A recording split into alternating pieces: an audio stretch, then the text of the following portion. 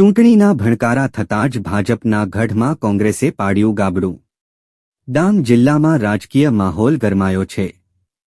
ભાજપના ગઢ ગણાતા વિસ્તારમાં કોંગ્રેસે મોટું રાજકીય ગાબડું પાડ્યું। ભાજપના પૂર્વ પ્રમુખ બાબુરાવ ચોરિયાના પરિવારજનોમાંથી મહત્વપૂર્ણ તૂટણ સામે આવી છે।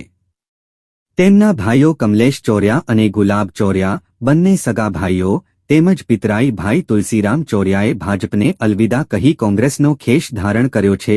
આ સાથે જ ડાંગ જિલ્લાના ગૌરિયા, હનવંતચોંડ, ઢુંઢુનિયા, ઈસદર અને ટોકરધાડ ગામોના અંદાજે 40 જેટલા આગેવાનો અને કાર્યકર્તાઓએ પણ ભાજપ છોડીને કોંગ્રેસમાં જોડાવાનું પસંદ કર્યું છે। ચૂંટણી પહેલા આવી મોટી તૂટણ ભાજપ માટે ચિંતાનો વિષય બની છે। ખાસ કરીને ભાજપ અને આમ આદમી પાર્ટીના કાર્યકર્તાઓ કોંગ્રેસમાં જોડાતા કોંગ્રેસની સ્થિતિ મજબૂત બનતી નજરે પડી રહી છે। આ તમામ આગેવાન વનડે વડોદરા ન્યૂઝ નમસ્કાર।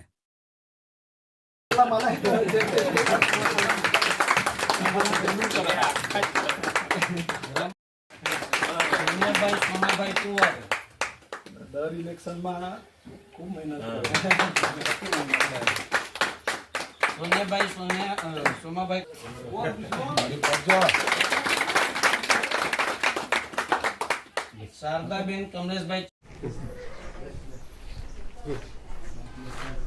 આહવા જિલ્લા 2 જે જિલ્લા પંચાયતનો મત વિસ્તાર છે એમાં ખાસ કરીને આ ચીકટિયા અને ગૌરિયા જે વિસ્તાર છે તો આ વિસ્તારની વિશેષતામાં જ્યારે વાત કરીએ તો પૂર્વ ભાજપના પૂર્વ પ્રમુખ અને જિલ્લા પંચાયતના પૂર્વ પ્રમુખ એવા બાબુરાવભાઈ ચોરિયાનો આ મત વિસ્તાર અને આજે એમની જ જે અવગણના પાર્ટી કરી રહી છે અને વર્ષોથી આજથી નથી પરંતુ પાછલા કોઈ પણ ચૂંટણીમાં એમના જે અવગણના કરવામાં આવી રહી છે તો આજે લોકોનો આ સણસણતો જવાબ છે કે એમના જ સગા ભાઈ કમલેશભાઈ, ગુલાબભાઈ એ લોકો એમના પરિવારના જે લોકો છે એ લોકો 40થી વધુ આગેવાનો આજે અહીં કોંગ્રેસ સાથે જોડાયા છે।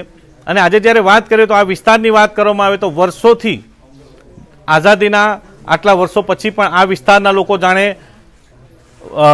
એવી રીતે જીવતા હતા। 1-2 માસમાં રસ્તા થયા છે પરંતુ વિકાસથી વંચિત થતા આ લોકોના કામ નથી થતા તો એ લોકો આજે એ ભાજપ જૂનું ઘર છોડીને કોંગ્રેસ સાથે જોડાયા છે અને આજે ડાંગમાં કોંગ્રેસ મજબૂત થઈ રહી છે એનો આ સણસણતો જવાબ આજે આપી દીધો છે કોંગ્રેસે।